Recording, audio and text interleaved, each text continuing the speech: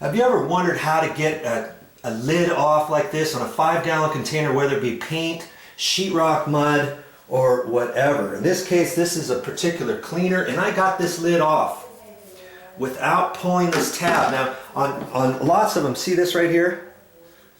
That right there, you break that, and then you grab this. So you just snap that off, cut that off right there, and then you can zip that off and pull it all the way around. Then that releases these little holes.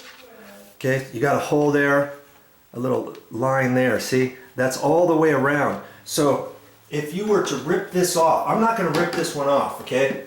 But you could rip that off and zip it off, like that. And then you can take, between each one of these lines, you can take this with both hands and just bend that up. And then go over here and bend this one up and kind of hold that. And then go over to the next one and bend up with both hands, and then you can get the lid off by just lifting up these little pieces. You can't do that until you pull that zip. Well, if you don't want to do that, how else would you get that off? You could buy a tool like this, okay? And then you use that. Now, I don't ever buy one of these. They just happen to have one of these here.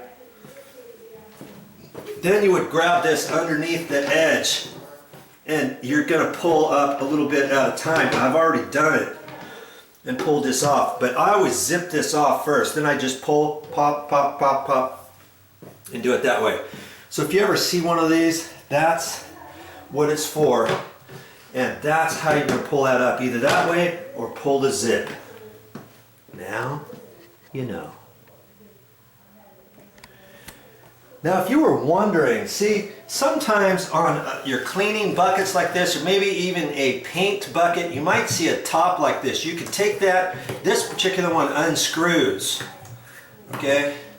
Then there might be a little cap there that you can pull out. Now you can dump this straight in without pulling the lid off. But usually that's for like cleaners and stuff. And in this case, I've snapped this back on here for the cleaner that I'm going to try using, and I'll probably end up just pouring like that. But as for paint, I mean, the paint store would have to mix this up, then you'd have to take it out to a paint job and you'd have to use it directly straight away. I like to kind of mix it a little bit with a paint stick anyways, you know.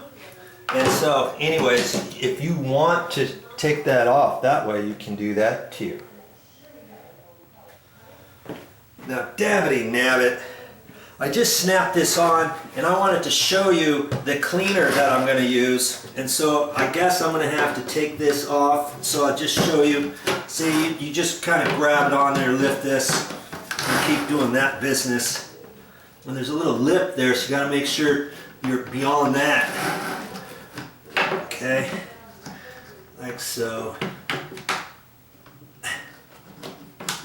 And then slide this thing around.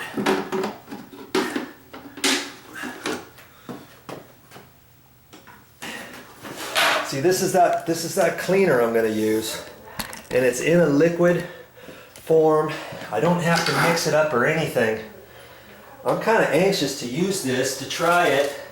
This was the Energy Plus 680. Let's do it.